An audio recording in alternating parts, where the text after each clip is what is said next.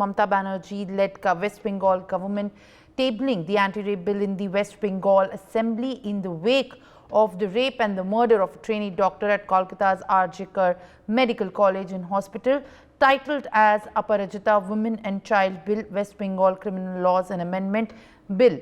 The bill aims to strengthen the protections for women and children by revising and introducing the new provisions related to the rape and sexual offences.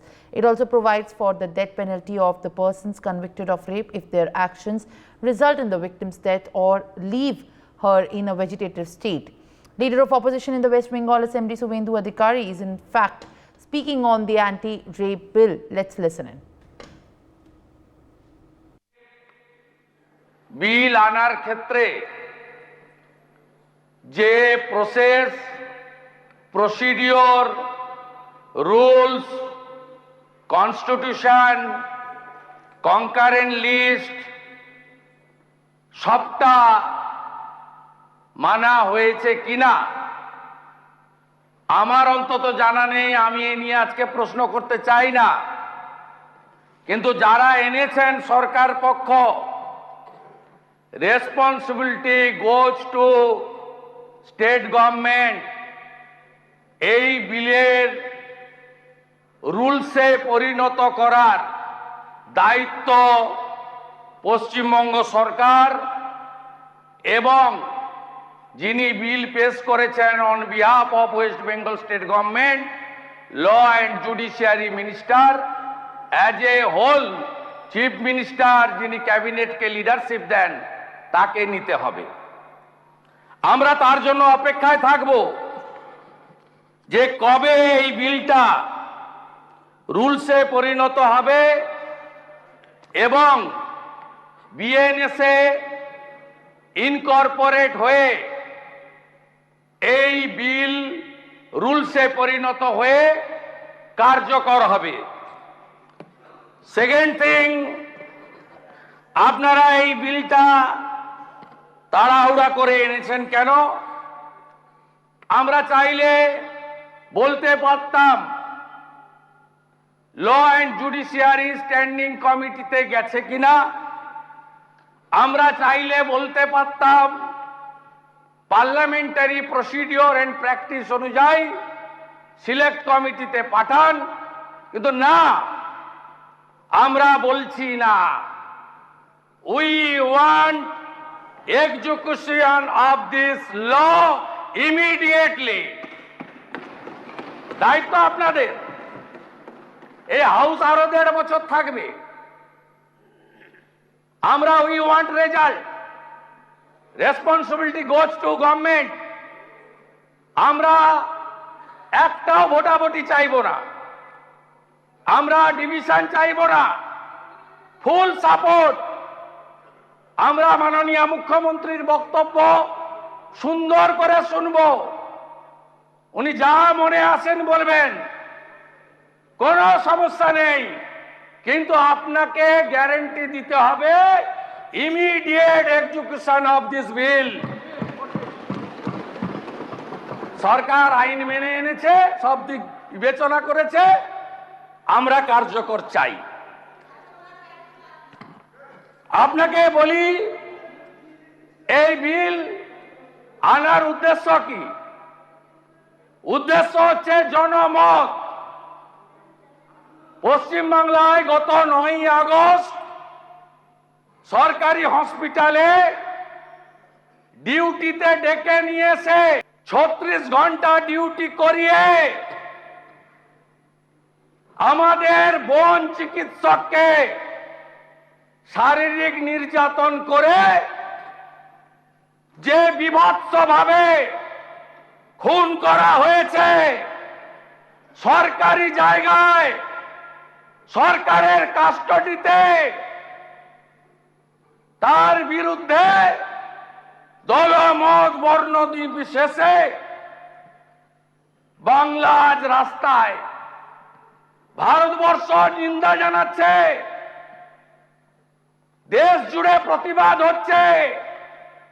আন্তর্জাতিক শিল্পীরা গান বেঁধেছেন, আমাদের শত্রু রাষ্ট্র পাকিস্তানের ডাক্তাররা তাদের সংগঠন নিন্দা প্রকাশ করে বিবৃতি দিচ্ছে, এ লজ্জা রাখার জায়গা নেই। এই জায়গা থেকে বেরিয়ে আসতে চাইছে সরকার। সরকার এই বিপুল জনবিক্ষোভ, গণরোষ, ঘৃণা, ক্রোধ, we want justice, justice for RG Kar, এই জায়গা থেকে ইস্যু ডাইভার্ট করতে চাইছেন আপনারা। জুনিয়র ডাক্তাররা সারা রাত্রি বিবি গাঙ্গুলি স্ট্রিটে বসে আছে।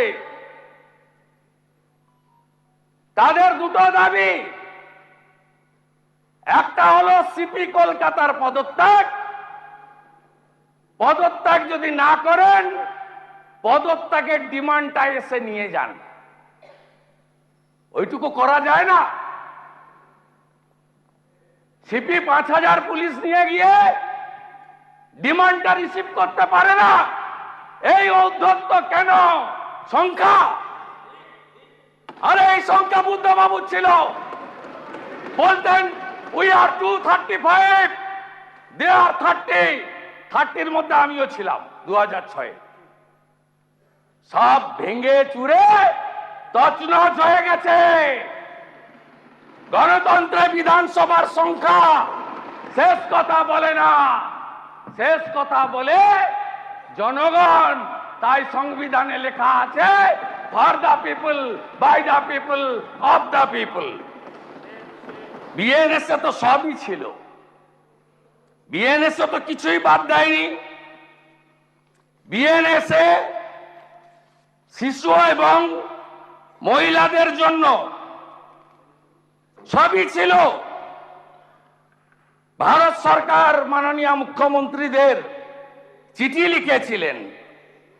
আমাদের এই রাজ্যের সম্মানীয় মুখ্যমন্ত্রী তিনি চিঠির উত্তরও দিয়েছেন, আবার আলাদা করেও চিঠি দিয়েছিলেন। সেখানে তো এই অ্যাপ্রোচ ছিল না, সেই অ্যাপ্রোচ তো ছিল না। 1860-এর ভারতীয় দণ্ডবিধি 2023-এর অধ্যায় 5, বিএনএস এর মূল অধ্যায়, তার সম্পূর্ণ আইনে পুরোটাই কভার করে দিয়ে গেছে। কে বলেছে ডেথ পেনাল্টি নেই? আগের আইনেও ছিল, এ আইনেও আছে। নির্ভয়ার 4 জন অ্যাকিউজডকে ডেথ পেনাল্টি দেয়নি ভারত সরকার। আমাদের রাজ্যে ধনঞ্জয়ের ডেথ পেনাল্টি হয়নি। নতুন কি? নতুন কিছু নয়। আন্দোলন থামাও, সরকার বাঁচাও, দৃষ্টি ঘোরাও, এর বাইরে আর কিছু নেই।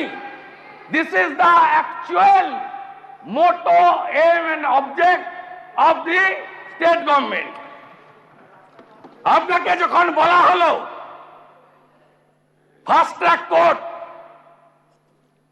দেশে 752, চালু হলো 409, আপনাকে দেওয়া হলো 123, 20টা এক্সক্লুসিভ পস্কো, আপনি একটাও করেননি।